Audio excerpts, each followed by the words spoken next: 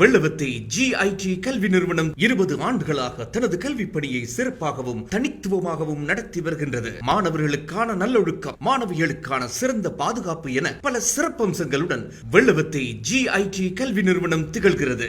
தரம் 1 முதல் உயர்தரம் வரையிலான மாணவர்களுக்கு அனுபவமும் திறமையுமிக்க ஆசிரியர்களால் கற்பிக்கப்படுகின்றது. விசேடமாக வரைதல், இசை, எலக்யூஷன், சிங்கள மொழி உட்பட பல பாடநெறிகள் இங்கு கற்பிக்கப்படுகின்றன. கல்வி நிலையில் பின்தங்கிய மாணவர்கள் தொடர்பில் அதிகூடிய கவனம் செலுத்தி ஏனைய மாணவர்களுடன் சமநிலைக்கு கொண்டு செல்லும் பணியை GIT கல்வி நிறுவனம் மேற்கொண்டு வருகிறது. 2021 ஆண்டிற்கான விண்ணப்பங்கள் கோரப்படுகின்றன. மேலதிக விவரங்களுக்கு 07014420768770881. அப்பொழுதுங்கோ அன்மொழி தொகை என்றால் என்ன? முதலாவது கொஞ்சம் விளங்காட்டி கவனிக்காம இது விளங்காம போயிடும் பிள்ளைலாம். அன்மொழி தொகை ஏனைய தொகை மாதிரி சுகமான தொகை இல்லை. இது கொஞ்சம் எல்லாருக்கும் அப்படி இப்படி தான் கஷ்டமா இருக்கும். கவனிங்கோ. அன்மொழி தொகை. அன்மொழி தொகை என்றால் என்ன? அன்மொழி தொகை என்றால் என்ன? ஏற்கனவே நாங்கள் 5 தொகை படிச்சிருக்கிறோம். பிள்ளைகள் கவனிச்சு கொள்ளுங்கோ. 5 தொகை படித்திருக்கிறோம். அவையாவன உங்களுக்கு தெரியும். வேற்றுமை தொகை, வினைத்தொகை, பண்புத்தொகை, உவமைத்தொகை, உம்மைத்தொகை. இப்போ அடுத்ததாக நாங்கள் இப்போ படிக்க இருக்கிற தொகை என்ன தொகை படிக்க போறோம் என்று சொன்னால், இப்போ நாங்கள் அன்மொழி தொகை படிக்க போறோம். இப்போ நாங்கள் அன்மொழி தொகை என்றால் என்னன்னு பார்க்க போறோம். கவனிச்சு கொள்ளுங்கோ. உங்களுக்கு தெரியும், அது உண்மையான சொல்ல நாங்கள் பிரிக்கும் போது 2 பேரும். முதலாவது நிலைமொழி, பிறகு வருமொழியின் கருத்தையோ தராமல். பாருங்கோ, நிலைமொழியின்றையும் வருமொழியின்றையும் கருத்தை தராமல் அவற்றுக்கு புறத்தே வேறொரு கருத்தை தந்தாள். இப்போ பொற்றொடி. பொற்றொடி என்ற சொல்ல நீங்க பார்த்தீர்கள் என்றால் பொற்றொடி என்று சொல்ல எடுப்போம். பொற்றொடி. இதை பிரிச்சால் என்ன வருமெண்டா பிள்ளைகள்? பொன் சக தொடி என்று வரும். தொடி என்றா காப்பு. பொன் சக தொடி என்று வரும் பிரிச்சா. இது நிலைமொழி, இது வருமொழி. அதை பார்த்துக்கொள்ளுங்க. இது நிலைமொழி, இது வருமொழி. நிலைமொழி இது நிலையா இருக்கத்தக்கதா. தொடி என்பது வருகிறது. அப்ப நிலைமொழி, வருமொழி. இங்க கவனிக்கணும். அன்மொழி தொகைண்டா என்னண்டு? வருமொழி. அப்ப பொன்னையும் குறிக்காமல் நிலைமொழியின் கருத்தையோ இல்லாட்டி இந்த வருமொழி தொடி என்ற காப்பின்ற கருத்தையோ தராமல் அவற்றுக்கு புறம்பாக ஒரு ஆள்ற பேர். இது ஒரு பெண்ணிட பேர். பொற்றொடி என்பது ஒரு பெண்ணிட பேர். ஒரு பெண்ணினுடைய பேரை குறிக்கிறது. இங்கே பொன் என்பது கோல்டையும் குறிக்கவில்லை, தொடி என்பது காப்பையும் குறிக்கவில்லை. இவற்றுக்கு புறம்பாக அது ஒரு பெண்ணிட பேரா. பொற்றொடி என்ற ஒரு பெண்ணிட பேரை குறித்தாள். இந்த வராள் பொற்றொடி என்றால் அவள்கிட்ட 5 காசும் இல்லை, பொண்ணும் இல்லை, காப்பும் போட இல்லை. ஆனா அவளோட பேர் பொற்றொடி. அப்ப நிலைமொழியின் பேரையோ வருமொழியின் கருத்தையோ சொல்லாமல் வேறொரு கருத்தை சொல்லும் என்று சொன்னால், இதுக்கும் இல்லை இதுவும் இல்லை, பொன்னையும் குறிக்கல, காப்பையும் குறிக்கல, இது தவிர வேறொன்றை சொல்லும் என்று சொன்னால், ஒரு பொண்ணுடைய பேர் பொற்றொடி, பொற்றொடி என்று சொல்லி வேறொரு ஆளை குறிக்கும். இது 2 கருத்தையும் சொல்லாமல் வேறொன்றை குறிக்கும் என்றால் அதுதான் அன்மொழி தொகை. நான் சொல்ற வழங்கிட்டா அது அன்மொழி தொகை எனப்படும். சொல்ற வழங்கிட்டா? நான் சொல்ற வழங்கிட்டா? இதுல பொன்னண்டா தங்கம், தங்கத்தை குறிக்கவில்லை. தொடி என்பது வளையல், ஆபரணம். தொடி என்பது ஆபரணத்தை குறிக்கும். ஆபரணத்தை குறிக்கும். ஆபரணத்தையும் குறிக்கவில்லை. இது 2ஐயும் இது குறிக்காமல் இது பொற்றொடி என்கின்ற ஒரு பெண்ணை குறிக்கும் என்றால், ஆபரண கருத்தை தராமல் வேறொரு கருத்தை பாடினாள். யார் பாடினாள்? பொற்றொடி பாடினாள் என்றால் அதங்கு கருத்து பொற்றொடி என்பது பொண்ணும் பாடல, ஆபரணமும் பாடல, பெண் என்ற பெயரை குறிக்கிறது. இவ்வாறு வேறொரு கருத்தை குறிக்கும் என்று சொன்னால் அது அன்மொழி தொகை. திரும்ப சொல்றேன். பொற்றொடி என்று சொல்லி எடுத்தோம் என்றால் பொற்றொடி, பொன்னால் ஆன தொடி, பொற்றொடி, ஆன ஆகிய என்ற பண்புரு. இது பொற்றொடி. சும்மா பொற்றொடி என்றால் பொன்னால் ஆன தொடி, அது பண்பு தொகையை குறிக்கும். ஆனால் இங்க பொற்றொடி என்பது பொன்னாலான ஆபரணத்தை குறிக்காமல் இது மாறி விளங்க. பொற்றொடி என்பது கருத்து. சும்மா பொற்றொடி என்றா பொன்னாலான ஆபரணம், பொன்னாலான ஆபரணம். ஆன என்ற உருவு மறைஞ்சு வந்தால் இது பண்பு தொகை தான். உண்மையா பண்பு தொகை ஆகிய பொற்றொடி, ஆன என்று பொன்னால் ஆன தொடி, ஆன என்ற உருவு மறைந்து வருவடியால் இது பண்பு தொகை. ஆனா இங்க பொற்றொடி பாடினாள் என்று சொல்லும் பொழுது, பொற்றொடி பாடினாள் என்று சொல்லும் பொழுது இங்கே அது பொன்னாலான தொடிய ஆபரணத்தை குறிக்கவில்லை. இது ஒரு பெண்ணை குறிக்கிறது. இது ஒரு பெண்ணை குறிக்கிறது. பொற்றொடி பாடினாள். பாடினாள் என்பது பொன்னாலான காப்பு ஆபரணம் பாடினாள் என்று சொல்ற இல்லை. அது பொற்றொடி என்பது ஒரு பெண்ணை குறிக்கிறது. பொன் என்பது நிலைமொழி, தொடி என்பது வருமொழி, பொற்றொடி. நிலைமொழியும் வருமொழியும் தங்களுக்குரிய பொருளை குறிக்காமல் வேறொன்று, அது ஒரு பெண்ணின்ற பேரை குறித்தால், வேறொன்றை குறித்தால் அது அன்மொழி தொகை. நான் சொல்ற விளங்கிட்டு நினைக்கிறேன், விளங்குது நினைக்கிறேன் பிள்ளைகளுக்கு. அப்போ எழுதிக் கொள்ளுங்கோ. ரைட். நிலைமொழியின் கருத்தையோ எழுதுங்கோ. நிலைமொழி, இந்த பொன் என்பது நிலைமொழி. நிலைமொழியின் கருத்தையோ, நிலைமொழியின் கருத்தையோ, நிலைமொழி என்பது பொன். நிலைமொழியின் கருத்தையோ வருமொழியின் கருத்தையோ, தொடி, வருமொழியின் கருத்தையோ, நிலைமொழியின் கருத்தையோ வருமொழியின் கருத்தையோ தராமல் தராமல் தராமல் நிலைமொழியின் கருத்தையோ வருமொழியின் கருத்தையோ தராமல் அவற்றுக்கு புறத்தே, அவற்றுக்கு வெளியே, அவற்றுக்கு புறத்தே, அவற்றுக்கு புறத்தே வேறொரு கருத்தை தந்தாள், வேறொரு கருத்தை தந்தாள். வேறொரு பொற்றொடி என்பது அது பெண்ணை குறிக்கிற சொல், ஒரு பெண்ணை குறிக்கிறது. நிலைமொழியின் கருத்தையோ வருமொழியின் கருத்தையோ தராமல் அவற்றுக்கு புறத்தே வேறொரு கருத்தை தந்தாள். பொற்றொடி என்பது பெண்ணை குறிக்கிறது. இங்க தங்கத்தையோ ஆபரணத்தையோ குறிக்க இல்லை. தராமல் வேறொரு கருத்தை தந்தால் அது அன்மொழித் தொகை எனப்படும். அது அன்மொழித் தொகை எனப்படும். நிலைமொழியின் கருத்தையோ வருமொழியின் கருத்தையோ தராமல் அவற்றுக்கு புறத்தே, பொற்றொடி என்பது பொன்னையோ தங்க ஆபரணத்தையோ குறிக்கல.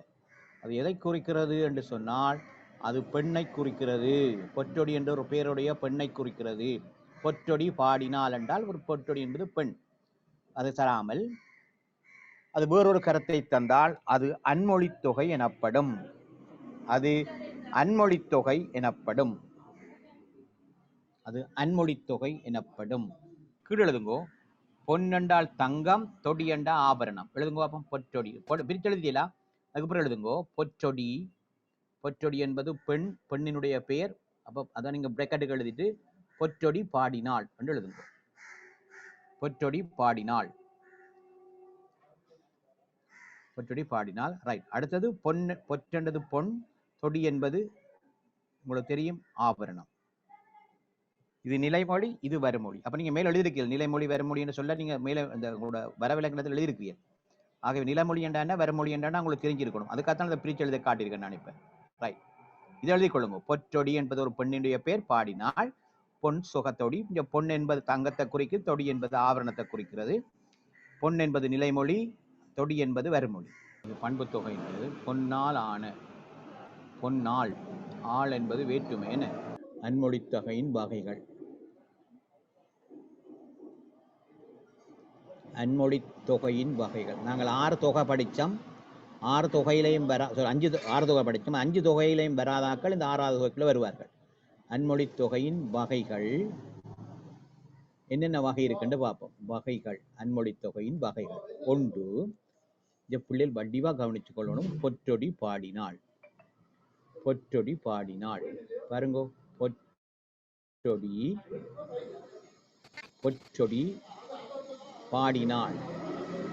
இங்க கவனிச்சுக் கொள்ளுங்க. பொற்றொடி என்பது பொன்னாலான ஆபரணத்தை குறிக்கவில்லை. இது ஒரு பெண்ணிட பேரைத்தான் குறிக்கிறபடியால் இது அன்மொழித் தொகை வந்துட்டு. இங்க பாருங்கோ, இது நாங்க பிரிச்சோம் என்றால் பொற்றொடி என்றால் என்ன என்று பார்த்தோம் என்றால், பொற்றொடி என்றால் என்னென்று பார்த்தோம் என்றால் பொன்னாலான வளையல், பொன்னாலான வளையல், பொன்னால் ஆள் ஆன, பொன்னாலான வளையல் என்று கருத்து. இங்க பொன்னாலான வளையலை குறிக்கவில்லை. இது ஒரு பெண்ணை குறிக்கிறது. இங்க பெண்ணை குறிக்கிறது. சரியோ? ரைட். இங்க பாருங்க, ஆள் என்ற உருவு உங்களுக்கு தெரியும். ஆள் என்ற உருவு, ஆள் என்று பெயர், ஐ, ஆள் எல்லாம் வேற்றுமையில வரும். 3ஆம் வேற்றுமை வரும். ஆக இந்த 3ஆம் வேற்றுமையை குறிக்கவில்லை. இது 3ஆம் வேற்றுமையை குறிக்கவில்லை. அதனால இது நாங்க இதுக்கு பேர் சொல்லுவோம் வேற்றுமை தொகை புறத்தே பிறந்த. வேற்றுமை தொகை இல்லை. வேற்றுமை தொகை இல்லை, இது வேற்றுமை தொகை புறத்தே பிறந்த. இது முதலாவதா வேற்றுமை தொகை தொகை புறத்தை இல்லையா, வேற்றுமை தொகை இல்லை, ஆள் இல்லை, பொன்னாலான வளையலை குறிக்கவில்லை. இது பொற்றொடி என்பது பெண்ணை குறிக்கிறது, பெண்ணை குறிக்கிறது. நோட்டின் பொன்னாலான வளையலை குறிக்கவில்லை. பொன்னாலான இது பொற்றொடி என்பது பெண்ணை குறிக்கிறது. ஆள் என்பது உங்களுக்கு தெரியும் வேற்றுமை உருவு, பெயர் ஐயாள் மூன்றாம் வேற்றுமை, அந்த உருவெல்லாம் குறிக்கல. இங்க இந்த வேற்றுமையை குறிக்கல. அப்ப வேற்றுமை தொகை புறத்தே பிறந்த, அதுக்கு இல்லாமல், அது இல்லாமல் புறத்தே பிறந்த அன்மொழி தொகை என்று சொல்லுவோம் நாங்கள். அன்மொழி தொகை, வேற்றுமை தொகை புறத்தே பிறந்த அன்மொழி தொகை என்று சொல்றோம். அன்மொழி தொகை என்று சொல்றோம். வேற்றுமை தொகை புறத்தே பிறந்த அன்மொழி தொகை என்று சொல்றோம். விளங்கிட்டா? இங்க ஆள் என்ற உருவுக்கெல்லாம் இங்க சம்பந்தம் இல்லை. ஆள் என்பது உங்களுக்கு தெரியும் வேற்றுமை தொகை, வேற்றுமை தொகை, வேற்றுமை மூன்றாம் வேற்றுமை தொகை இங்க வர இல்லை. அந்த கருத்து அல்ல, இது வேறு கருத்தை சொல்லுகிறது. ரைட். இனி இரண்டாவது விஷயத்துக்கு வருவோம். இந்த உதாரணத்தை பாருங்க. விதி குழலால் வந்தாள். என்ன சொல்ல போறா? விதி குழலால் வந்தாள். இரண்டாவது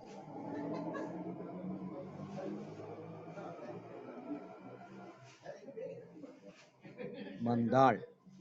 சரியா? ரைட். அப்ப பாருங்க, கொஞ்சம் விதி குழல் என்பது உண்மையா கருத்தை கவனிங்க. இதுவும் ஒரு பெண்ணை குறிக்கிறது. தலையை விரிச்சிட்டு வருகிறான்.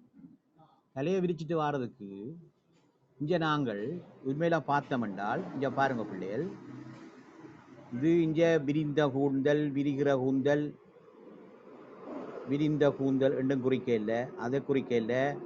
விரிகின்ற கூந்தல் அதையும் குறிக்க இல்லை. விரியும் கூந்தல்,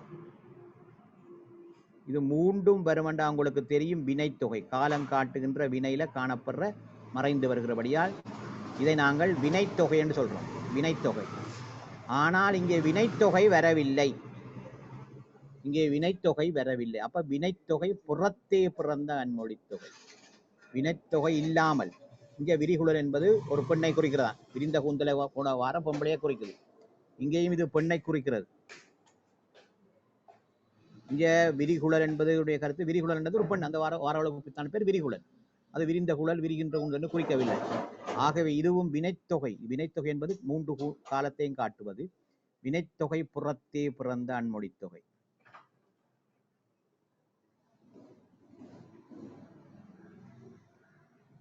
கவனித்துக் கொள்ளுங்க. இங்க இதெல்லாம் மறைந்து வருகிறது. ஆனால் இது வந்து இந்த வினைத்தொகையை காட்டவில்லை. இது வந்து ஒரு பெண்ணை குறிக்கிறது. இதுக்குள்ள வேற இல்லை. இது விரிகுழல். ஆனா விரிகுழல் என்பது உண்மையில அது வினைத்தொகை. ஆனா அந்த வினைத்தொகையை நான் இங்க சொல்லவில்லை. அந்த அப்படிப்பட்ட விரிந்த கூந்தல், விரிகிற குழல், இடைக்குள்ள கால இடைநிலை மறைஞ்சு வந்தது என்று சொல்லவில்லை. இது ஒரு பெண்ணை குறிக்கிற சொல். அதுக்கும் இதுக்கும் சம்பந்தம் இல்லை. அதனால அது வந்து அன்மொழி தொகை. உங்களுக்கு தெரியும் வினைத்தொகை புறத்தே பிறந்த, அதுக்கு இல்லாமல், வினைத்தொகை இல்லாமல் பிறந்த அன்மொழி தொகை. இந்த விரிகுழல் என்பது மூன்று காலத்தையும் காட்டுகின்ற அமைப்பை குறிக்கவில்லை. அது ஒரு பெண்ணை குறிக்கிற சொல். அவ்வளவுதான். மூன்றாவது 5 தொகைக்கும் பாப்போம். ஓம் சொல்லுங்க சார். விதிகுழலாளன்னு மட்டும் வந்தா அது வினைத்தொகையா? அதுதான் இங்க வந்தாள் என்று தான் போட்டபடியாத்தான், பாடினாள் என்றபடியாத்தான் பிள்ளைகள் அன்மொழி தொகை. இது பெண்ணை குறிக்கிற சொல்ல இருக்கிறது. சும்மா விரிகுழல் என்பது என்ன தொகை என்று கேட்டால் அது வினைத்தொகை. பொற்றொடி என்பது என்ன தொகை என்றால் அது உங்களுக்கு தெரியணும், வேற்றுமை தொகை. பொற்றொடி வேற்றுமை தொகை. பொன்னால் ஆன தொடி, அவ்வளவுதான் பொற்றொடி. பொற்றொடி என்பது வகை தொகை என்றால் நீங்கள் எழுதணும், டக்குன்னு எழுதணும் வேற்றுமை தொகை. பொற்றொடி பாடினால் என்று எழுதினால் அது ஒரு பெண்ணை குறிச்சிட்டு, அதாவது குறிக்கல, அது பொம்பளையை குறிக்குது, ஒரு பட்டையை குறிச்சிட்டு. விளங்குதா? நான் சொல்றேன், விளங்கிட்டாங்க. அதைத்தான் அதை பிடிச்சது இல்லைன்னா சரி. ஓகே, விளங்கிட்டாப்பன். வெரி குட், கடிகாரன். தனிய பொற்றொடி என்று கேட்கப்பட்டால் பொன்னாலான தொடி, அது அது வேற்றுமை தொகை. விளங்கிட்டா? அது வேற்றுமை தொகை. அதே நேரத்தில் விரிகுழல் என்று சும்மா கேட்டால் அது உங்களுக்கு தெரியும் வினைத்தொகை. 3 காலமாக அது விரியலாம். ஆனா விரிகுழல் வந்தால் அன்னைக்கு அது விரிகுழல் என்பது ஒரு பெண்ணைத்தான் குறிக்கும். அது அங்க வினைத்தொகையை குறிக்கவில்லை. இங்க பொற்றொடி என்பது தனியா கேட்டால் அது வேற்றுமை தொகை. பொற்றொடி பாடினால் அன்னைக்கு அது ஒரு பெண்ணை குறிக்கும். ஐ எம் கிளியர் நினைக்கிறேன். விளங்கிருக்க வேண்டாம், சிம்பிளா விளங்கிருக்க வேண்டாம், கஷ்டப்பட்டு யோசிக்க வேண்டாம். நீங்க 11ஆம் ஆண்டுக்குள்ள இருந்து யோசிங்க, பெருசா யோசிக்க வேண்டாம். சொல்ற விளங்கிட்டோ? ரைட். அதே பாருங்க, மதிமுகம். மதிமுகம் வந்தாள். அடுத்தது மதிமுகம் வந்தாள்.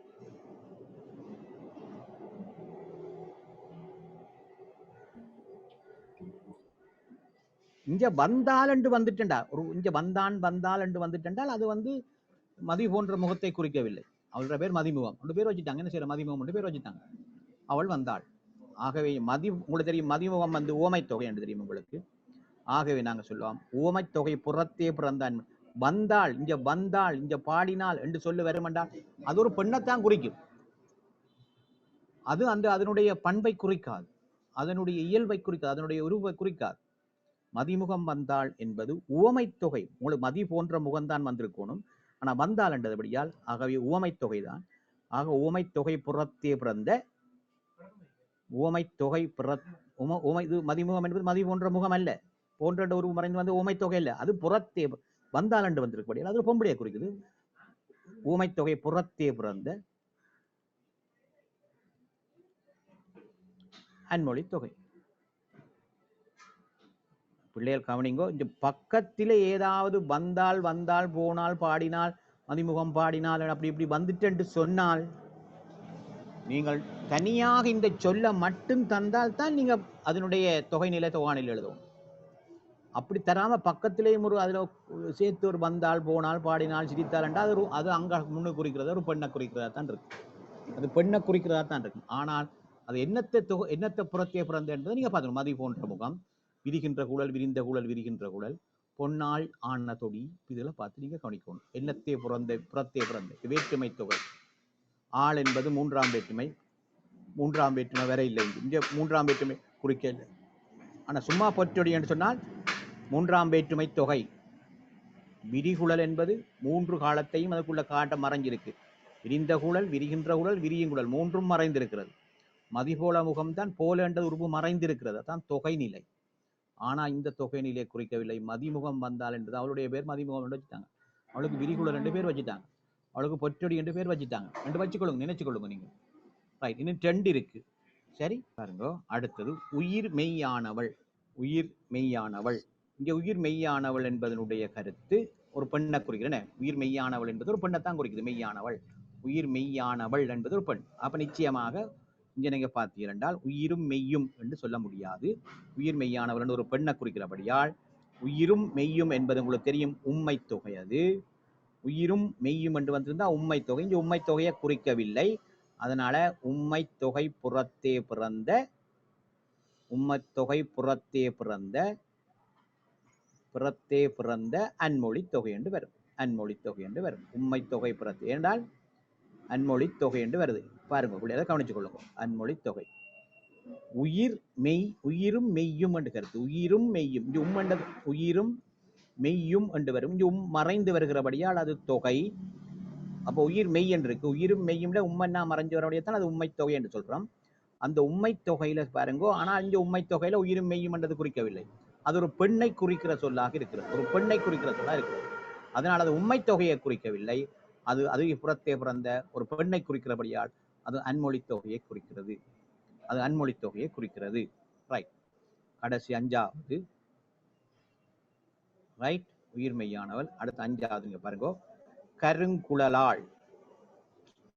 கருங்குழலாள் ஆடினால் என்று போடுவோம். என்ன கருங்குழலாள் ஆடினால் என்று வரும். ஆடினால் என்று வந்தோடனே ஒரு பெண்ணை குறிச்சிட்டு அது நேரங்கள் விளங்கிட்டு. அப்ப உண்மையில என்ன வணங்குது உங்களுக்கு? உண்மையில இது உம்மை தொகை புறத்தை. இது வந்து கருமை சக குழல் தான் கருங்குழல். கருமை என்பது உங்களுக்கு தெரியும், அதனுடைய பண்பை குறிக்கிறது. கூந்தல் கருப்பா இருக்கிறபடியால் அதனுடைய பண்பை குறிக்கிறது. அப்ப கருமையான குழல். கருமையான குழல் என்பதை குறிக்கவில்லை. அது இங்கே குறிப்பது கருங்குழலால் பண்பு தொகை புறத்தே பிறந்த. அது எப்படி சொல்ல போறாங்க? பண்பு தொகைக்குள்ள வராமல், பண்பு தொகை புறத்தே பிறந்த அன்மொழி தொகை. அன்மொழி தொகை. தொகை என்பது மறைந்து வருது. கருமையான குழல், ஆன குழல். சும்மா கருங்குழல் ரெண்டு வந்துச்சுன்றால் அது பண்பு தொகை. கருங்குழல் ரெண்டு மட்டும் வந்துச்சுன்றால் ஆடினால் அன்னைக்கு அது பெண்ணை குறிச்சிட்டு. அப்ப இது பெண்ணை குறிச்சபடியால் அதுக்குள்ள இது வரையில்லை. அதனால நாங்கள் அது பண்பு தொகை புறத்தே பிறந்த அன்மொழி தொகைன்னு எழுதுறோம். அவ்வளவுதான். Right, okay. இப்ப உங்களுக்கு என்ன முடிஞ்சது? தொகை நிலைத்தொடர் முடிஞ்சது. தொகை நிலைத்தொடர் முடிஞ்சது. அப்ப உங்களுக்கு தெரியும் அன்மொழி தொகையில நாங்கள் 5 வகையான அன்மொழி தொகை பார்த்தோம். வேற்றுமை தொகை புறத்தே பிறந்த அன்மொழி தொகை, வினைத்தொகை புறத்தே பிறந்த அன்மொழித்தொகை, உவமைத்தொகை புறத்தே பிறந்த அன்மொழித்தொகை, உம்மைத்தொகை புறத்தே பிறந்த அன்மொழித்தொகை, பண்புத்தொகை புறத்தே பிறந்த அன்மொழித்தொகை பார்த்தோம். இது விளங்காமல் இருக்கா? யாருக்காவது விளங்காமல் இருக்கா இல்லையா? தயவு செய்து சொல்லுங்க. யாராவது ஒரு ஆள் சொன்னாலும் நான் திரும்பி விளங்கப்படுத்துவேன். விளங்குதா இல்லையா? விளங்கிட்டு சிம்பிள் தானே, இதுல ஒன்றும் இல்லை இதுல. ரைட், குட், கடிகாரன். அப்ப நாங்க உடனே தொகைநிலை மறைந்து வருவதை பார்த்தோம். இப்ப அடுத்து நாங்கள் பார்க்க போறது தொகாநிலை தொடர். தொகாநிலை தொடர் பார்த்துட்டோம். இனி தொகை தான் பார்த்தோம், அவ்வளவுதான். மறைந்து வருவது பார்த்தோம். இனி நாங்கள் படிக்க போறது தொகாநிலை தொடர். பார்த்து கொள்ளணும். தொகாநிலை தொடர். தொகைநிலை என்று சொன்னா மறைந்து வந்ததை பார்த்தோம். தொகைநிலை தொடர்ல நாங்கள் உங்களுக்கு தெரியும், ரைட்? இப்ப நான் உங்களுக்கு கேள்வி தர சொல்லுங்க. தொகைநிலை தொடர கூட்டு பேர்னு சொல்லணுமா? அப்படின்னா ஆக்கப்பேர் கூட்டு பேர் கணக்கு இருக்கப்படும். அதுக்குள்ள அது வரப்போகுது. அது நாங்கள் தொகைநிலை அதுக்குள்ள சொல்லிக்க உங்களுக்கு அதுக்குள்ள காணப்படுற உருவு ஏதாவது மறைந்து வரணும் அப்படி என்றால். இப்ப கூட்டு பேருக்கு உதாரணம் சொல்லும் பார்ப்போம். ரெண்டு சொல்லு சேர்ந்திருந்து, ரெண்டு பேர் சொல்லோ அது பிணை சொல்லோ வினை சொல்லோ சேர்ந்திருந்து ஒரு சொல்லாக இயங்குவதுதான் கூட்டு பேர். கடல், சக அலை, கடல் அலை, கடலும் அலை. இதுக்கிடையில என்ன உருவ நீர் போடுவீர்? எந்த உருவை போடுவீர்? போடுவீரா, போடுவீரா, தின்று போடுவீரா? ஒன்றும் போடலாதானே. கடல் வேற, அலை வேற. ஆனா கடல் அலை என்று சொல்லிக்க ரெண்டும் சேர்ந்து ஒரு பொருளாக இருக்கும். கடல் அலை. வான் வேற, ஒலி வேற. வானொலி என்கின்றது ஒரு சொல். ரெண்டும் வேற வேற சொல். ரெண்டும் சேர்ந்துட்டா ஒரு சொல்லாக இருந்தால் அது கூட்டு பேர். ரெண்டு வேற வேற சொல். வான் வேற, ஒலி வேற. ரெண்டும் சேர்ந்தா வானொலி என்பது ஒன்று தானே. வான் வேற, வில் வேற. ரெண்டும் சேர்ந்துட்டா வானவில் என்பது ஒன்று தானே. ஒரு ரெண்டு சொல் சேர்ந்து ஒரு சொல்லாக இருப்பது கூட்டு பேர். நான் சொல்றேன். ரெண்டு பேர், ரெண்டு சொல்லு வரும். ரெண்டு சொல்லு வரும். ரெண்டு தனித்தனி சொல்ல பார்ப்போம். கடல், அலை, அது கடல் அங்க இருக்கு, அலை இங்க இருக்கு. ரெண்டு தான் கடல் அலை. கடல் அலை என்பது உண்டு. தொலை என்பது உண்டு, காட்சி என்று உண்டு. தொலைக்காட்சி என்றா ஒரு சொல்லு. ரெண்டு வேற வேற சொல் இணைந்து சென்றா ஒரு சொல்லா இருந்துச்சு, அது கூட்டு பேர். சரியோ? விளங்கிட்டேன். ரைட், ஓகே, சரி. இப்ப நாங்கள் பார்ப்போம். இப்ப தொகாநிலை தொடர் பார்க்க போறோம். தொகாநிலை தொடர் வெரி குட். கேள்விகள் நல்ல கேள்வி. மற்றாக்களுக்கு கொஞ்சம் விளங்கி இருக்கின்றதால நல்ல கேள்வி உண்டு. தொகாநிலை தொடர். தொகாநிலை தொடர் என்ற பிள்ளைகள் மறையாமல் வருவது. மறையாமல் வருவது. ஒரு சொல்லை இன்னொரு சொல் தொடரும் போது வேற்றுமை முதலான உருவுகள் மறைந்து நிற்காமல் வருவது. தனித்து நின்று ஒரு சொல் போல் இயங்குகின்ற தன்மை பெறாமலும், தனித்து சொல்ல போல பெறாமலும் பெற்றினால் அது கூட்டு பேர். பெறாமலும் அமைகின்ற தொடர்களை நாங்கள் தொகாநிலை தொடர் என்று சொல்றோம். உதாரணத்தை படிச்சு போட்டு அப்புறம் விளக்கத்தை எழுதுவோம். சரி, இதுல என்னென்ன தொடர் இருக்குன்னு பார்ப்போம். இதுல நாங்க என்னென்ன படிக்கணும்? தொகாநிலை தொடர் ஏற்கனவே படிச்சாக்கள் இருக்கிறீங்களா? எல்லாரும் தெரியுமா தொகாநிலை தொடர்? படிச்சிருக்கீங்களா? தொகாநிலை தொடர் யாராவது ஒரு ஆள் படிச்சிருக்கீங்களா? ஒரு ஆள் சொல்லுங்க. படிச்சிருந்தா கொஞ்சம் பேருக்கு சந்தோஷமா இருக்கு. எங்கேயாவது ஒருத்தரும் படிக்கல. இப்ப மறையாமல் ரைட், ஓகே, ரைட். குரங்கு பாய்ந்தது. இதுல நாங்கள் கிட்டத்தட்ட ஒரு 9 விஷயம் படிக்கணும். எழுவாய்த்தொடர். எழுவாய்த்தொடர் இரண்டாவது எழுதி போட்டே படிப்போமா? விழித்தொடர். விழித்தொடர் இதெல்லாம் நீங்க தெரிஞ்சிருக்கோம். டக் டக்கண்டா. மூன்றாவது டெஸ்ட் பேப்பர் எடுத்தனா, எம்சிக்யூ எடுத்தனா தூக்கி எறிஞ்சிட்டு போயிடும் பேப்பர்லாம். இதெல்லாம் கேள்வியாண்டு. வேற்றுமை தொடர்.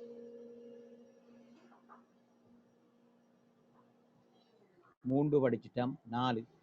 மூன்று எழுதிட்டோம். நாலாவது வினைமுற்று தொடர். வினைமுற்று தொடர். ஐந்தாவது பேரெச்சத் தொடர்.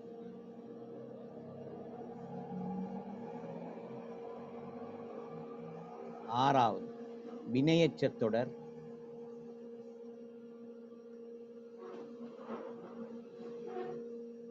ஏழாவது இடைச்சொற்றொடர், உரிச்சொற்றொடர்.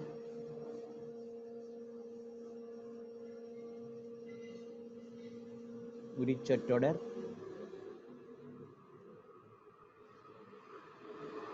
இதெல்லாம் பெரிய பந்தியா படிக்கல. ஒவ்வொரு உதாரணத்துல நீங்க டக் டக்குன்னு விளங்கிட்டு போவீங்க. அவ்வளவுதான். கணக்கு நீங்க யோசிக்க தேவையில்லை. அடுக்கு தொடர். அடுக்கு தொடர்லாம் உங்களுக்கு தெரியும். நிறைய விஷயம் உங்களுக்கு தெரியும். ஆனா இதுதான் பார்க்க போறோம். ரைட்.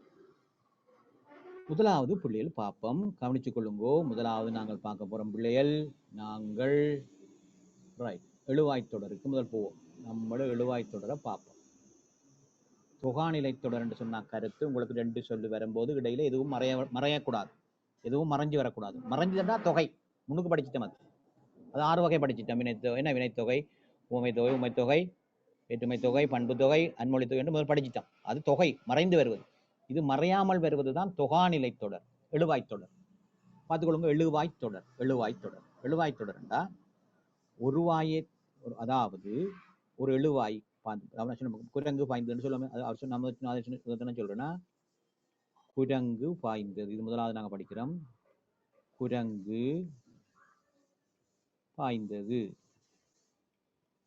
என்ற விஷயத்தை பார்த்தீங்கன்னா முன்னுக்கு வந்து எழுவாய் இருக்க வேணும், பிறகு வந்து ஒரு பயனிலை இருக்க வேணும். இப்படி ஒரு எழுவாயை தொடர்ந்து இயல்பாகவே ஒரு பயனிலை வருமாயின் அதை நாங்கள் எழுவாய் தொடர் என்று சொல்லுகிறோம். ஒரு எழுவாயை தொடர்ந்து இயல்பாகவே ஒரு பயனிலை வரும் என்று சொன்னால் இந்த குரங்கு பாய்ந்தது என்பது எழுவாய் தொடர். முன்னுக்கு இருக்கிறது எழுவாயாக இருந்தால் எழுவாய் தொடர். விளங்கிட்டா? இவ்வளவுதான் எழுவாய் தொடர். விளங்கிட்டா? ஒரு எழுவாய் குரங்கு என்பது எழுவாய், பாய்ந்தது என்பது பயனிலை. ஒரு எழுவாய்க்கு பிறகு குரங்கு பாய்ந்தது, ஒரு எழுவாயை தொடர்ந்து இயல்பாகவே ஒரு பயனிலை வரும் என்று சொன்னால் நான் படித்தேன். ஸோ அது நான் என்பது எழுவாய், படித்தேன் என்பது பயனிலை. ஒரு எழுவாயை தொடர்ந்து ஒரு பயனிலை வரும் என்று சொன்னால், எழுவாயை தொடர்ந்து ஒரு பயனிலை வரும், தொடர்ந்து சும்மா வரும் என்றால் அது எழுவாய் தொடர். ஒரு எழுவாயை தொடர்ந்து இயல்பாகவே ஒரு பயனிலை வருமாயின் அது எழுவாய் தொடர் எனப்படும். விளங்கிட்டார்? ஒரு எழுவாயை தொடர்ந்து, அவ்வளவுதான், வேற ஒன்றும் இல்லை. அப்படி டக்கு நான் பெரிய பந்தி அழுதுற இல்லை. ஒரு எழுவாயை தொடர்ந்து இயல்பாகவே ஒரு குரங்கு வாய்ந்தது, என்ன சிங்கம் கர்ச்சித்தது, என்ன மழை பெய்தது, இதெல்லாமே எழுவாய் தொடர் தான்.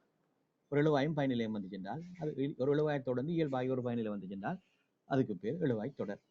அப்போ எழுதி கொள்ளுங்க. முதலாவது இதுக்கு நீங்க என்ன உதாரணம் நீங்க எழுதலாம்? என்ன மழை பெய்தது, நீங்க என்ன உதாரணம் எழுதிக்கொள்ளலாம்? ஒரு 2 உதாரணம் எழுதிக்கொள்ளுங்க, உங்களுக்கு விரும்பின உதாரணம். என்ன குரங்கு வாய்ந்தது, நான் படித்தேன், மழை பெய்தது, என்ன காற்று வீசியது, சிங்கம் கர்ச்சித்தது. ஸோ அப்படி எழுவாயும் பயனிலையுமா எழுதி போட்டு எழுதிக்கொள்ளுங்கோ. ஒரு எழுவாயை தொடர்ந்து இயல்பாகவே பயனிலை வருமாயின், ஒரு எழுவாயை தொடர்ந்து இயல்பாகவே ஒரு பயனிலை வருமாயின், ஒரு நிமிஷம் நிற்க போது, ரைட். ஒரு எழுவாயை தொடர்ந்து இயல்பாகவே பயனிலை வருமாயின் அது எழுவாய் தொடர் எனப்படும். அப்போ உங்களுடைய யாரும் இப்போ எழுவாய் தொடர்ண்டா என்னென்னு கேட்கலாது, நீங்க சொல்லி போடுவீங்க. எழுவாயும் பயனிலை இருந்தால் முன்னுக்கு எழுவாய் இருந்துச்சுன்னா பயனிலை, அடுத்த பயனிலை வரும். இயல்பாய் எழுவாயை தொடர்ந்து ஒரு பயனிலை வந்தால் அது என்ன தொடர்? என்ன தொடர்? என்ன தொடர்ரா? எழுவாய். அவ்வளவுதான், அவ்வளவுதான். ரைட். 2வது நாங்கள் சரியா இப்போ நிற்க போது விழித்தொடர்னு தலையங்கம் போடும்போது 2வது விழித்தொடர். எழுவாய் தொடர் விளங்கிட்டான், அதுக்கப்புறம் ஒன்றும் சொல்ல தேவையில்லை, அவனா சொன்னா போதும். விழித்தொடர் இங்கே கவனிங்கோ. இப்போ விழித்தொடா கூப்பிடுறது, ஒரு ஆளை கூப்பிடுறது. சரியா? பாப்பமே. நகுலன் வா, அல்லடி நகுலா வா இல்லைன்னு சொல்லலாம். நகுலா வா, விழித்தல், ஒரு ஆளை விழித்து கூப்பிடுறது. மகனே ஏமாறாதே, மகனே ஏமாறாதே. விளங்கிற என்ன சொல்றேன்? விழி வேற்றுமையை ஏற்ற பெயர் சொல்லொன்றை, விழி வேற்றுமை, இது விழித்தல், இது இயல்பா இருக்கிறது. இது இறுதி எழுத்து இன்னென்னா கெட்டு போறது, இது இன்னென்னா ஏஎன்னாமாக மாறுறது. இப்படி விழித்தல் என்ன? இப்படி ஒரு ஆளை கூப்பிட்டு, ஒரு ஆளை கூப்பிடுறது, ஒரு ஆளை விழித்து சொல்றது. விழித்து சொல்றேன்னா ஒரு ஆளை கூப்பிடுறது. நகுலா, நகுலன் பா, இது இயல்பானது. நகுலன் பா என்பது இயல்பானது, இதுல எந்த மாற்றமும் இல்லை. நகுலா வாயில ஈற்றெழுத்து கெடுதல், இன்னென்னா கெட்டு போயிட்டு, ஆனாலும் அப்படி கூப்பிட தானே மகனே வா. இப்போ கூட பேரை கூட வீட்டை கூட இப்போ கூட பேர் என்ன சொல்லுவோம்? வரதனண்டா வரதா வா, வரதனே வரதா வா அப்படி சொல்லலாம். இந்த விழித்து அவ கடைசி எழுத்துக்கள் மகன்ன்றதை மகனே வா, அம்மோய் இப்படி ஒரு ஆளை கூப்பிடுறது எல்லாத்துக்கும் விழித்தலை சொல்றது கூப்பிடுவது, ஒரு ஆளை கூப்பிடுவது.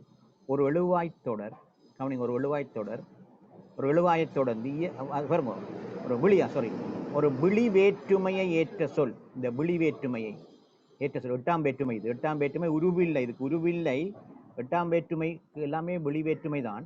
இப்போ விழி வேற்றுமையை ஏற்ற பேர் சொல் ஒன்றை தொடர்ந்து ஒரு பயனிலை வரும் என்றால் பா வா ஏமராதே போவாதே என்ன மகனே படியுங்கள், புலவர்களே பாடுங்கள், புலவர்களே பாடுங்கள் என்பதும் வந்து விழித்தொடர் தான். புலவர்களே யார் விழித்து சொல்றது, புலவர்களே பாடுங்கள், இங்க விழித்தல், புலவர்களே பாடுங்கள் விழித்தல்.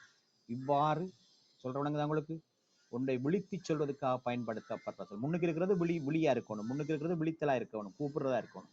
அப்படி தொடர்ந்து ஒரு பயனிலை வரும் என்றால், ஒரு விழி வேற்றுமையை பேர் தொடர்ந்து ஒரு பயனிலை சொல் வரும் என்று சொன்னால் அதை நாங்கள் விழித்தொடர் என்று சொல்ல போறோம். அப்ப எழுதி கொள்ளுங்கோ, விழித்தொடர் விழி வேற்றுமை ஏற்ற பேர் சொல். இதானா நகுலன் நகுலா மகனே புலவர்களே.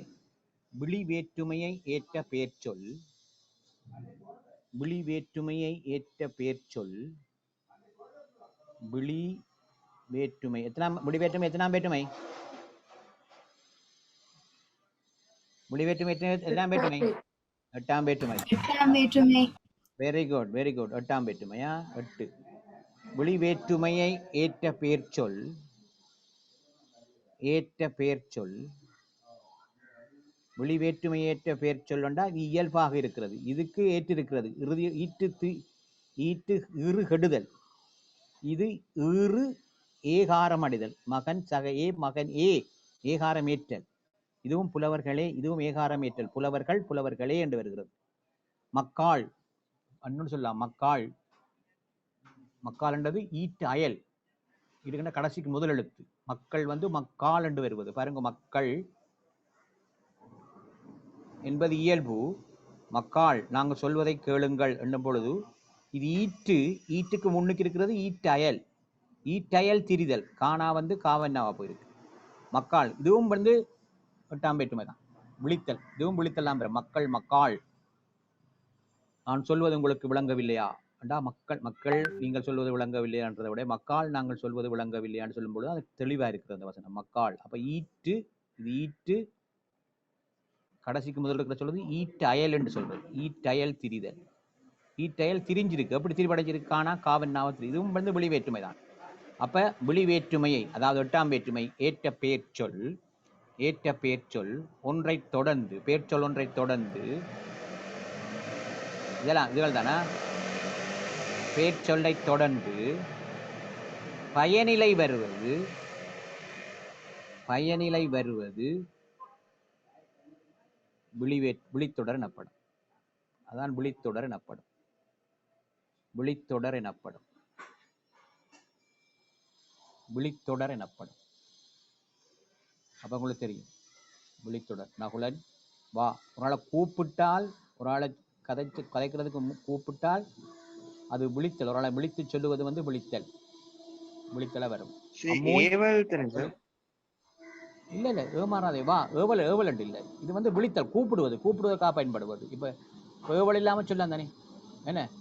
ஏவல் எல்லாம் சொல்றேன் என்ன சொல்லுங்க. என்னது இப்ப ஏவலாக இருந்தாலும் பிள்ளைகள் ஒரு ஆளை அந்த ஏவலுக்கு கூப்பிட்டுத்தானே வேணும். ஒரு ஆளை விழித்தல் தான், விழித்துத்தானே செய்யணும். விழிப்பு ஏவல் என்று சொல்லலாம் தான் என்ன? ஏவலை கூப்பிட்ட ஒரு ஏவலுக்குத்தானே கூப்பிடுறோம் என்ன? ஏவல் இல்லாமல் என்ன மகனே வாழ்க என்றா ஏவலா? ஏவலா? மகனே வாழ்க, மகனே வாழ் என்று சொன்னாலும் அது விழித்தொடர் தான். மகனே வாழ், மகனே வாழ்க. இங்க ஏவல் என்று அவ கட்டளை ரெண்டு இல்லை, நாங்க வாழ்த்துறோம் என்ன? அப்படித்தானே, அப்படித்தானே. இப்ப மகனே வாழ், மகளே வாழ், மகளே வாழ்க என்ன? மகளே வாழ்க என்றால் என்ன வரப்போகுது?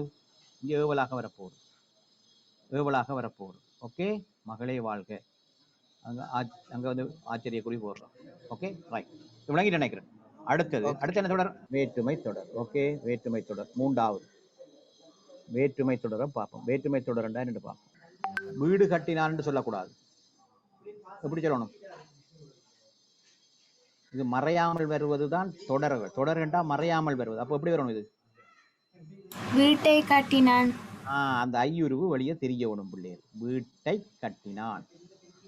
கட்டினான். இங்க இரண்டாம் வேற்றுமை உருவு ஐ, இரண்டாம் வேற்றுமை உருவு ஐ வெளியே தெரிய வேணும். இரண்டாம் வேற்றுமை உருவு ஐ தெரியுது. வீட்டை கட்டினான். வீடு கட்டினான்னு சொன்னால் அது வந்து வேற்றுமை தொகை. வேற்றுமை தொகை. வேற்றுமை தொகை வந்து ஐய காண இல்லை. ஐ தெரிஞ்சுதண்டா வேற்றுமை தொடர். வீட்டை கட்டினான் என்பது விளங்குது. இது வேற்றுமை தொகை. ஏன் தொகை என்றா ஐய காண இல்லை. இங்க ஐய காண இல்லை. இங்க இது வந்து வேற்றுமை தொடர். ரெண்டையும் வித்தியாசம் பாருங்க. வேற்றுமை தொடர். தொடர் என்பது ஐ தெரியுது, அதை யாரும் ஒன்றும் செய்ய முடியாது. ஐ வெளியே தெரியுது. வீட்டை கட்டினான், அது தொடர். தொடர். மறைஞ்சால் தொகை, மறையாமல் வந்தால் தொடர். வீட்டை கட்டினான் இரண்டாம் வேற்றுமை உருவு. அதே மாதிரி நாங்கள் இன்னொன்று பார்ப்போம். என்ன? ஆள் ஆளண்டுக்கு கந்த நாள் இயற்றப்பட்டது. கந்த நாள் இயற்றப்பட்டது. இங்க ஆளண்ட உருவு வெளியே தெரியுது. கந்த நாள் இரண்டாவது. வீட்டை கட்டினான் முதலாவது. வீட்டை கட்டினான் இது அல்ல. அது மறைஞ்சு வந்தால் என்ன? கந்தன் கட்டினான் என்றால் அது ஆளண்டது மறைஞ்சு வந்தால் அது தொகையா போயிடுமா? கந்த நாள் இயற்றப்பட்டது. கந்தன் இயற்றினான் என்றால் அங்க மறைஞ்சு வருகிறது. இயற்றினான். ஆளுண்ட உருவு மறைந்து வெளிப்பட்டு நிற்கிறது. ஆளண்ட உருவு வெளிப்பட்டு நிற்பது. இங்க ஐயண்ட உருவு வெளிப்பட்டு நிற்பது. வெளிப்பட்டு நிற்பது தெரியணும். மூன்றாவது ராமனுக்கு தம்பி. ராமனுக்கு இங்க கூ வெளிப்பட்டு நிற்பது. ராமனுக்கு தம்பி வெளிப்பட்டு நிற்கிறது. நாலாவது அவனில் இவன் நல்லவன். ஒப்பு. அவனில் இவன் நல்லவன். நல்லவன். இங்க இல்லென்ற உருவு வெளிப்பட்டு நிற்கிறது. அஞ்சாவது எனது புத்தகம். இங்க பார்த்தீர்கள் என்றால் அது என்ற உருவு வெளிப்பட்டு நிற்கிறது. இன்னொன்று சேற்றினுள் முளைத்த செந்தாமரை. 4, 5, 6வது சேற்றினுள் முளைத்த செந்தாமரை. சேற்றினுள் உள் இடப்பொருளை வருது. முளைத்த செந்தாமரை. இதெல்லாமே வேற்றுமை தொடர். வேற்றுமை உருவுகள் வெளிப்பட்டு நிற்குது. இங்கே பார்த்தீர்கள் ஐயண்ட உருவு வெளிப்பட்டு நிற்கிறது. இங்கே ஆளண்ட உருவு கூ, இல், அது, உள் ஆகிய எல்லா உருவுகளும் வெளியே நிற்குது. வெளியே தெரிஞ்சால் அது வேற்றுமை தொடர். வேற்றுமை உருவுகள் வெளிப்பட்டு நின்றால் வேற்றுமை தொடர். வீடு கட்டினான் என்பதில் ஐய காணாட்டி அது வேற்றுமை தொகை. அதே மாதிரி இது ஒவ்வொன்றையும் நாங்கள் வேற்றுமை தொகையாக மாற்றலாம். கந்தன் இயற்றினான், ராமன் தம்பி, என்ன இவன் நல்லவன், அவனின் இவன் நல்லவன். இல்லென்று வராம அவன் இவன் நல்லவன். அது மாற்றலாம் நினைக்கிறேன். என் புத்தகம் சேறில் சேறு முளைத்த செந்தாமரை. சேற்றினுள் அது இடப்பொருளான வரப்போது. இப்போ சேற்றில் சேற்றுள் அதுவும் கொஞ்சம் அந்த மாற்றுறது கொஞ்சம் கஷ்டமாக இருக்கும் வேற்றுமை தொகையாக. மற்ற எல்லாத்தையும் நாங்கள் மாற்றக்கூடியதாக இருக்கும் நினைக்கிறேன். ரைட். அது மாற்றலாம். ஆனால் நான் இப்போ நான் மாற்றி சொல்கிறேன். ரைட். ஓகே. வேற்றுமை எழுதுங்க. ஒரு சொல்லை இன்னொரு சொல் தொடரும் போது, ஒரு சொல்லை இன்னொரு சொல் தொடரும் போது, ஒரு சொல்லை இன்னொரு சொல் தொடரும் போது வேற்றுமை உருவுகள், ஒரு சொல் இன்னொரு சொல்லை தொடரும் போது வேற்றுமை உருவுகள் மறையாமல் ஒரு சொல்லை இன்னொரு சொல் தொடரும் போது வேற்றுமை உருவுகள் மறையாமல் வெளிப்பட்டு வரத் தொடர்வது. வெளிப்பட்டு வரத் தொடர்வது. ஒரு சொல்லை இன்னொரு சொல் தொடரும் போது வேற்றுமை உருவுகள் மறையாமல் வெளிப்பட்டு வரத் தொடர்வது வேற்றுமை தொடர் எனப்படும். வேற்றுமை தொடர் எனப்படும். சார் திரும்ப சொல்ல முடியுமா? ஒரு சொல்லை இன்னொரு சொல் தொடரும் போது கந்தனால் என்ன இயற்றினான், இயற்றப்பட்டது. கந்தனால் இயற்றப்பட்டதா? கந்தனால் இயற்றப்பட்டது. எழுதிக்கொள்ளுங்க. ஒரு சொல் இன்னொரு சொல் தொடரும் போது, ஒரு சொல்லை இன்னொரு சொல் தொடரும் போது, ஒரு சொல்லை இன்னொரு சொல் தொடரும் போது கந்தன் இயற்றப்பட்டது. ராமன் தம்பி, அவனில் இவன் நல்லவன், எனது புத்தகம், சேற்றில் முளைத்த செந்தாமரை, வீட்டை கட்டினான், ஒரு சொல்லை இன்னொரு சொல் தொடரும் போது இந்த வேற்றுமை உருவுகள் ஐயாள் கூயின் அது கண் இந்த வேற்றுமை உருவுகள் மறையாமல் ஒரு சொல்லை இன்னொரு சொல் தொடரும் போது இந்த வேற்றுமை உருவுகள் ஐ ஆள் கூ இன் அது போன்ற வேற்றுமை உருவுகள் மறையாமல் வேற்றுமை உருவுகள் மறையாமல் ஒரு சொல்லை இன்னொரு சொல் தொடரும் போது வேற்றுமை உருவுகள் மறையாமல் வெளிப்பட்டு வரத் தொடர்வது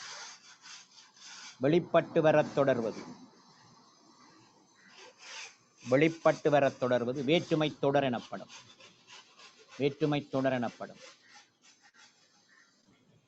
வேற்றுமை உருவுகள் மறைஞ்சு வந்தா அப்படி சொல்ல நாங்கள்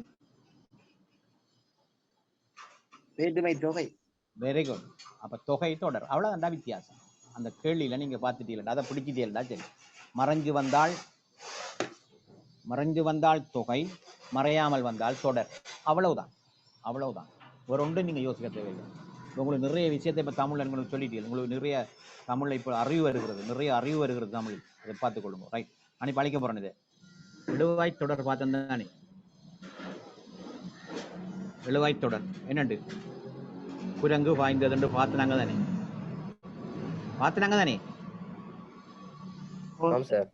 முன்னுக்கு என்ன இருந்தது? எழுவாய். பின்னுக்கு இருக்கிற என்ன பேர்? பயனிலை. அது வினைமுற்று. என்ன பயனிலை அல்லது வினைமுற்று தானே? ரெண்டு மூன்று தானடா? சரிதானே? வினைமுற்று. வினை முடிஞ்சது. ரைட். ஓம் சார். அடுத்து நாங்கள் படிக்க போறது இப்ப என்ன தொகை என்று படிச்சு சொன்னீர். இப்ப அடுத்து என்ன படிக்கணும்னு சொன்னாங்க? இப்ப நாங்கள் வினைமுற்று தொடர் என்று சொல்றேன். வினைமுற்று தொடர். ஓகே, வினைமுற்று தொடர். இங்க கவனிங்க, சிம்பிளா உங்களுக்கு ஞாபகப்படுத்த சொல்றேன். பாய்ந்தது குரங்குன்னு எழுதினா சரிதா? விளங்குதா? இங்க முன்னுக்கு வினைமுற்று எழுதி பின்னுக்கு எழுவாய் எழுதினால் அதான் வினைமுற்று தொடர். அதாவது இதுதான் பயனிலை. எழுவாய் தொடர்ந்த மறுதலை தான் வினைமுற்று தொடர். விளங்குதா? முன்னுக்கு எழுவாய் இருந்தா எழுவாய் தொடர், முன்னுக்கு வினைமுற்று இருந்தா வினைமுற்று தொடர். முன்னுக்கு விழித்தல் பொருள் இருந்தா விழித்தொடர். முன்னுக்கு என்ன வருதுன்னு பாருங்க. முதல் விழித்தால் கூப்பிடுறது, நகுலா வா, நகுலன் வா. இந்த முன்னுக்கு விழித்தல், யாரை கூப்பிடுறோமோ அவற்றை பேர் முன்னுக்கு விழித்தல் இருந்தா விழித்தல் தொடர். விளங்கிட்டா? வினைமுற்று தொடர் என்னண்டு இரண்டுக்கு வித்தியாசம் விளங்கிட்டா? ரைட். ஐஸ்லா விளங்கித்தானே? குரங்கு பாய்ந்தது என்பது முன்னுக்கு எழுவாய் இருந்தா எழுவாய் தொடர். பாய்ந்தது குரங்கு என்று முன்னுக்கு பாய்ந்தது என்று சொல்லி வரும் என்று சொன்னால் அது வினைமுற்று தொடர். நான் முன்னுக்கு இருக்கிறது வினைமுற்று பயனிலை. வினைமுற்று பயனிலை, அதுதான் வினைமுற்று தொடர். அதை பார்த்துக் கொள்ளுங்க. வினைமுற்று தொடர். அப்ப எழுதுங்கோ வினைமுற்று தொடர். எழுதுங்கோ வினைமுற்று. அப்ப நாங்க எப்படி எழுத போறோம்? ரைட். ஒரு வினைமுற்றை தொடர்ந்து இயல்பாகவே எழுவாய் வருமாயின்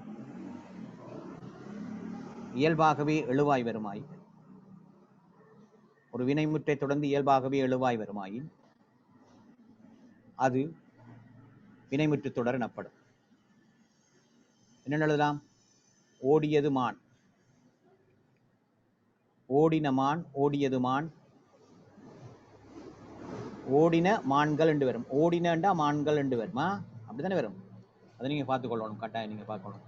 விழுந்தது மரம், இதெல்லாம் வினைமுற்று தொடர். முன்னுக்கு வினைமுற்று இருக்கிறபடியா வினைமுற்று தொடர் என்று சொல்றோம். அதை முன்னுக்கு எழுவாய் இருந்தா எழுவாய் தொடர், முன்னுக்கு விழித்தல் இருந்தா விழித்தொடர், முன்னுக்கு வேற்றுமை இருந்தா வேற்றுமை தொடர். வேற்றுமை வெளிப்பட்டு நின்றால், சாரி முன்னுக்கு இல்ல, வேற்றுமை வெளிப்பட்டு நின்றால், வேற்றுமை உருபோல் வெளிப்பட்டு நின்றால் வேற்றுமை தொடர். Right, clear? எத்தனை தொடர் இப்ப உங்களுக்கு தெரியும்? எழுவாய் தொடர் தெரியும், வினைமுற்று தொடர் தெரியும், வேற்றுமை தொடர் தெரியும், விழித்தொடர் தெரியும். 4 தொடர் தெரியும். இப்ப உங்களுக்கு கேட்டா சொல்லுவீங்க, கண்ண முடி டக்குன்னு சொல்லுவீங்க தானே? சொல்ல வேணும், சொல்ல வேணும். இல்லாட்டி முடமண்டே நீங்க கையில் எடுத்து நீங்களே கூட்டணும். இப்ப நான் சொல்லும்போது 4 விஷயம் சிம்பிள், ஒன்றுமே இல்லை இதுல, சின்ன விஷயம். பாபா கேள்விலாம். ரைட். அடுத்த விஷயத்துக்கு வருவோம். அடுத்த பேரெச்ச தொடர். வந்த அங்கால என்ன வரப்போகுது? பையன். பையன். மாடு, பையன், மான், மனிதன். என்ன எழுதுவோம்? பையன் அல்லது மாடு, ஏதாவது எழுதுவோம். மாடு. அதே மாதிரி ஓடிய, சொல்லுங்க. ஓடிய மான். மான். Very good. ஓடிய மான். ரைட். அப்ப இதுகளுக்கு பிறகு ரைட். அடுத்தது கண்ட, பேர்டன். பேர்டன். விழுந்த, சிறுவன்.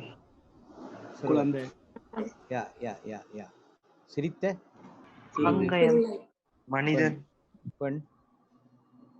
பாடிய, பாடிய கவிஞன். கவிஞன். இந்த சொல்லுக்கு பிறகு வருகிறது இந்த சொற்கள் எல்லாத்தையுமே பாருங்க பிள்ளைகள். இந்த சொற்கள் எல்லாமே ஒரு பேர் சொல்லாக இருக்கிறது.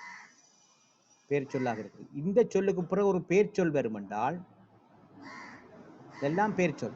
என்ன பேர் சொல்? பையன், மான், வேடன், சிறுவன், பெண், கவிஞன் எல்லாமே பேர் சொல். பேர் சொல். பேர் சொல். ஆகவே முன்னுக்கு இருக்கிற சொல்லுக்கு பிறகு வருகிறதெல்லாம் பேர் சொல்லார். ஒரு சொல்லுக்கு பிறகு, அதாவது பேரெச்ச சொல்லை தொடர்ந்து ஒரு பேர் சொல் வரும் என்று சொன்னால், ஒரு பேர் சொல் வரும் என்று சொன்னால் இது நாங்கள் பேரெச்ச தொடர். வந்த பையன் என்பது பேர் சொல், பேரெச்ச தொடர்.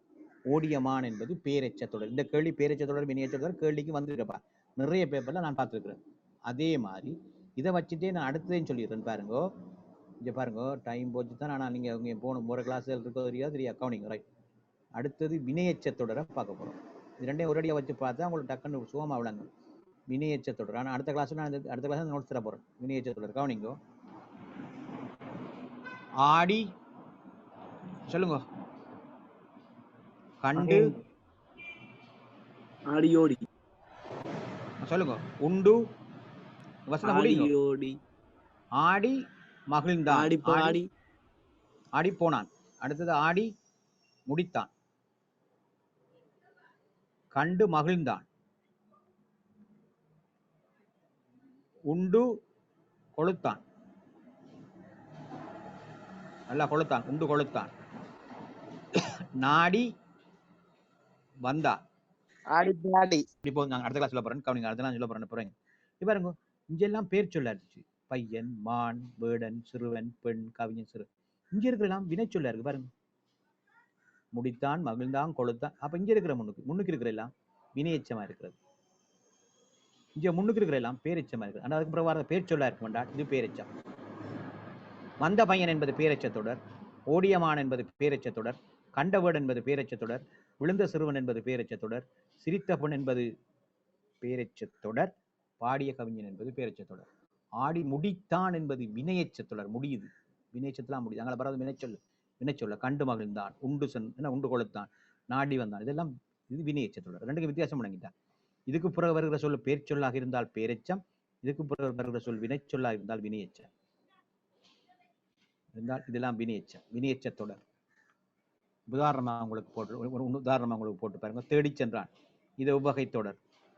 நிலவியல் என்ன தொடர்? 4 விட போடுவார்கள். வேற்றுமை தொடர், பெயரெச்ச தொடர், வினையச்ச தொடர், இடைச்ச தொடர். என்ன கோடு போடுவீர்கள்? என்ன விட போடுவீர்கள்? தேடி சென்றான் என்பது பின்னுக்கு ஒரு வினைச்சொல் இருக்கு பாரு. வினைச்சொல் அது எச்சம், முன்னுக்கு எச்சம், வினையச்சம். வினையச்ச தொடர் இருக்கிறது. விழுந்த சிறுவன் எவ்வகை தொடர், பேரெச்ச தொடர். 4 விட போடுவாங்க. டக்குன்னு பார்த்து கொள்ளணும். அப்படி சிம்பிள் தானே. நான் கேள்வி தருவேன் இப்ப உங்களுக்கு. அதுக்கு பிறகு கேள்வி சொல்லிட்டு போட்டு தான் மிச்சம் இருக்கு உங்களுக்கு கதைக்கிறது. பேரெச்சம், வினையச்ச தொடர்கள். ரைட். அடுத்த வகுப்புல சந்திப்போம். நாளைக்கு சந்திப்போம். நன்றி, வணக்கம். உலகில் நீங்கள் எங்கிருந்தாலும் விஜய் டிவியின் யூடியூப் தளத்தை உடன் சப்ஸ்கிரைப் செய்து அதன் நிகழ்ச்சிகளை கண்டுகளிக்கும் அதேவேளை மிக பிரம்மாண்டமான பரிசுகளை அள்ளுங்கள். சப்ஸ்கிரைப் பட்டனை தட்டுங்க, பரிசுகளை அள்ளுங்க.